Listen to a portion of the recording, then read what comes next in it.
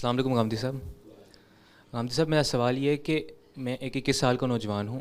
اسلام پہ بطور ایمان تو اس کو میں تسلیم کرتا ہوں، لیکن جب میں علمی طور پہ اس کی تحقیق کرتا ہوں کہ اسلام درست مذہب ہے کہ نہیں، یا الہات کا مقدمہ درست ہے کہ نہیں، تو اس میں کسی بھی رائے کے متعلق مجھے دونوں طرف بڑی شخصیات نظر آتی ہیں، اور میں کسی بھی رائے کو اپناؤں گا تو کسی ایک شخصیت کو درست اور کسی ایک شخصیت کے متعلق یہ فیصلہ کرنا پڑے گا کہ ان کو غلطی لگی ہے.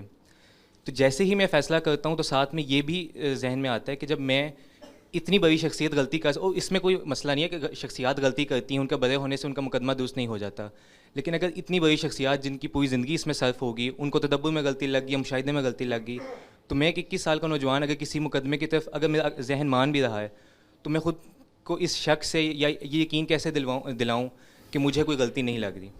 شکریہ. یہ یقین دلانے کی کوئی ضرورت ہی نہیں ہے، یہ تو اپنے آپ کو بڑی مشکل میں ڈالنا ہے.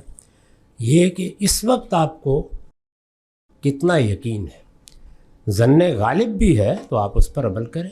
یقین تو بہت بات کی چیز ہے.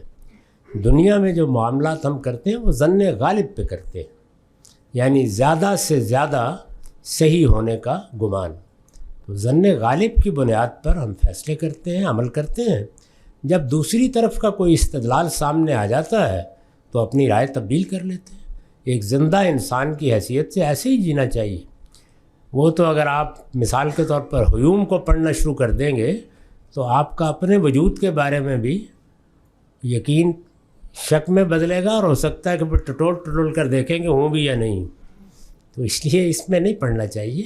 آپ کو یہاں سے بات شروع کرنی چاہیے کہ میں اس وقت کیا ہوں، میرا علم کیا ہے، میں کن چیزوں کے بارے میں گمان غالب رکھتا ہوں، کن چیزوں کے بارے میں انسانی دائرے کا یقین رکھتا ہوں. انسانی دائرے کا یقین علم الیقین ہی ہوتا ہے. اس سے آگے حق الیقین اور عین الیقین کے مراحل وہ ضروری نہیں ہے کہ اس دنیا میں گزر جائیں. اس میں عین الیقین کا مرحلہ تو موت کے بعد ہی آئے گا.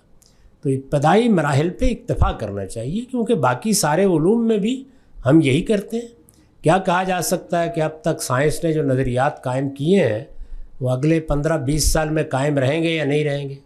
ابھی دیکھیے ہم نے ایک نئی دوربین ایجاد کی تو معلوم ہوا کہ بگ بینگ کے بارے میں ہمارے سارے اداروں پر سوالات کھڑے ہو گئے.